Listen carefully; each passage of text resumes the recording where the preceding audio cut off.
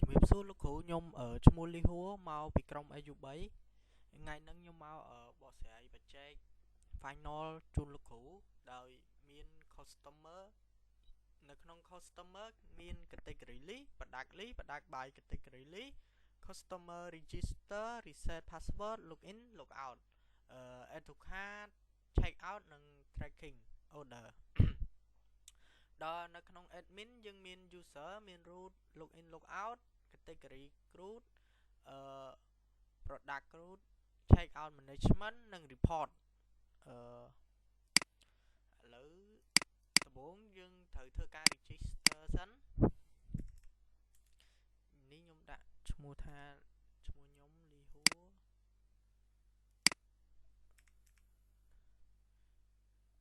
លីហួរ12ចុះហើយ password ខ្ញុំដាក់45ហើយបន្ទាប់មកនេះវា load message ឲ្យយើងថាយើងបាន register success អញ្ចឹងយើងធ្វើការ login វាមក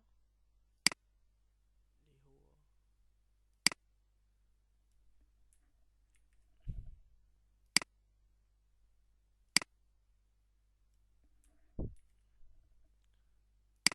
password 1234 5ចឹងនេះវាចេញឲ្យយើងហើយនេះឈ្មោះយើង row យើងcustomer ហើយបន្ទាប់មកយើងធ្វើការreset យើងមិញយើង login រួចហើយឥឡូវយើងធ្វើការ reset password វាមួយសិនហើយយើងធ្វើការ log out សិនដើម្បីឲ្យ sudo password ទៅដឹងនេះបានចូលមកហើយយើង send ទៅនេះ log out វាបន្ទាប់មកវាចេញថា log out successful ហើយបន្ទាប់មកយើងធ្វើការ reset password វា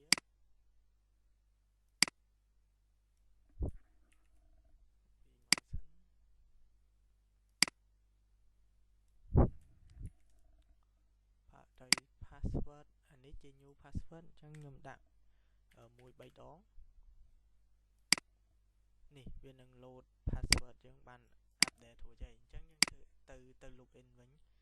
អញ្ចឹងអានេះជា password ចាស់អញ្ចឹងបើយើង login ទៅគឺវា load message ឲ្យយើង invite create tool គឺវាអត់ចូលទេអញ្ចឹងបើយើងដាក់ password យើងវិញនេះអញ្ចឹងគឺវា load មកហើយ email យើងលីហួរ12ហ្នឹងយើង copy token ហ្នឹងមកដើម្បីទុកយកទៅចូល product ដោយនៅក្នុង product ហ្នឹងយើងមាន category list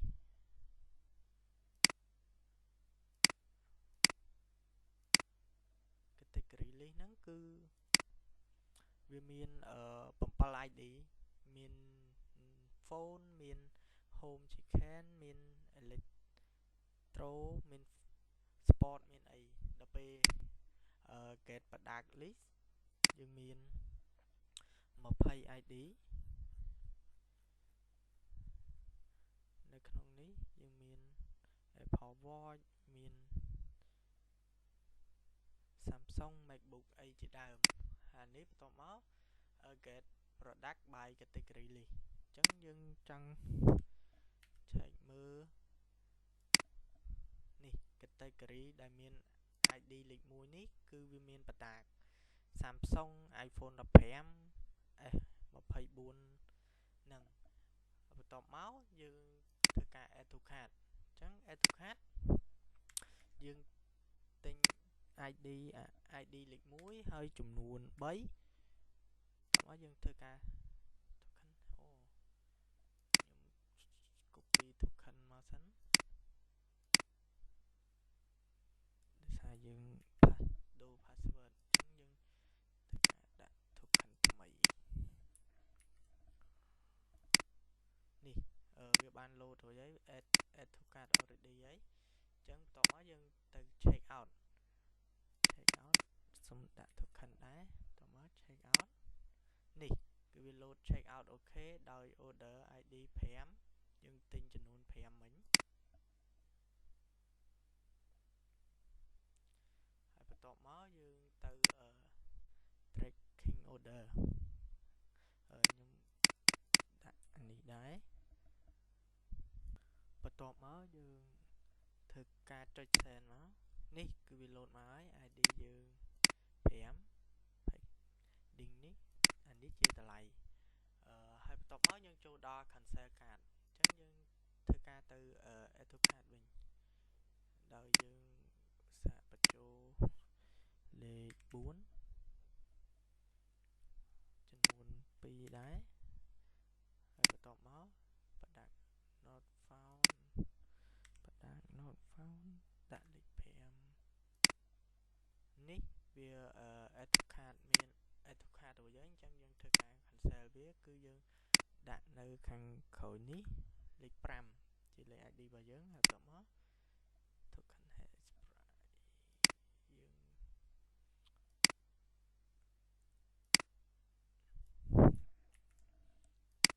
copy token control V នេះអញ្ចឹងវានឹងបោះ message ឲ្យយើងថា item យើងគឺបាន delete រួចហើយបន្ទាប់ទៀតយើងចូលដល់ admin គឺយើងចូលមក login មកនេះដើម្បីយើង login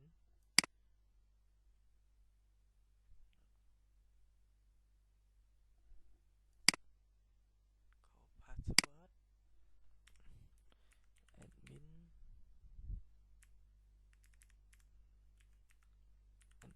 1 2 3នេះគឺយើងបានចូលមកហើយនឹងចូលទៅក្នុង account admin យើងវា role ជា admin ID លេខ8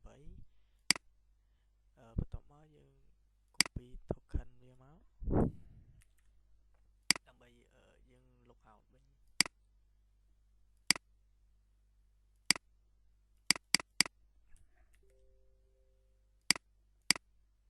នេះវាបោះ message មកឲ្យយើងហើយថា log out បាន success ហើយអញ្ចឹងយើងធ្វើការ log in វិញដើម្បីចូលវិញយើង copy token មកយើងចូលដល់ admin category ចំពោះ admin category ចំពោះ admin category យើងត្រូវយើងត្រូវទៅសេសិន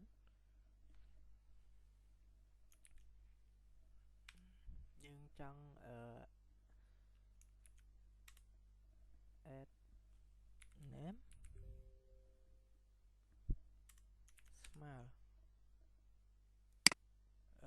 យើងចង់ add អីចូល add car អញ្ចឹងយើងធ្វើការ add car ដូចអត់មានphone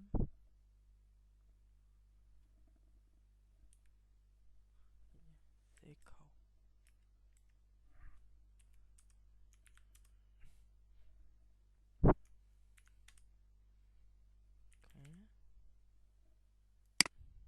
នេះយើង add មកគឺវា load create រួចហើយបន្ទាប់មក name car ដែលយើងបាន add ចូលនេះហើយបន្ទាប់មកយើងដល់ check user ដំបូងយើងដាក់ token សិន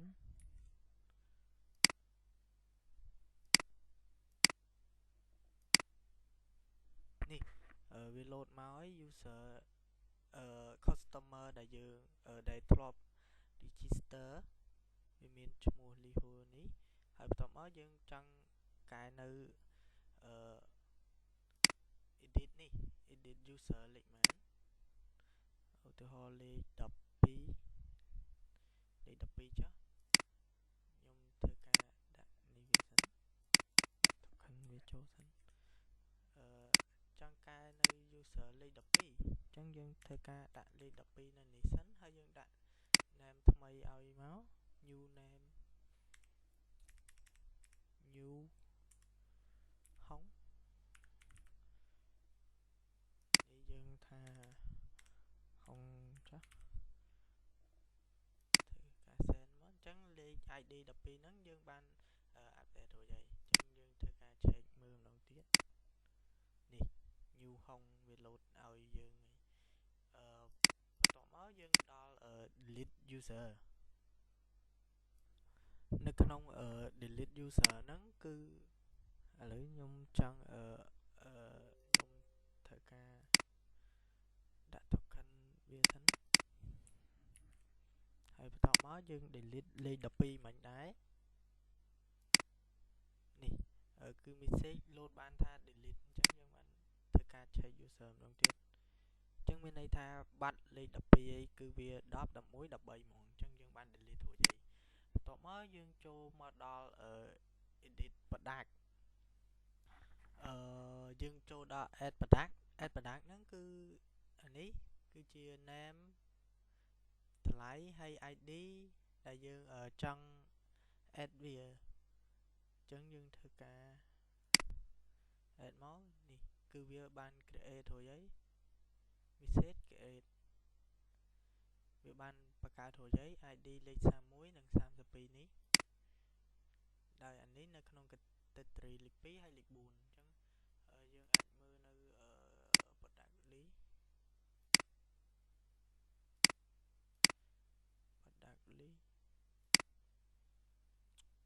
នេះដោយ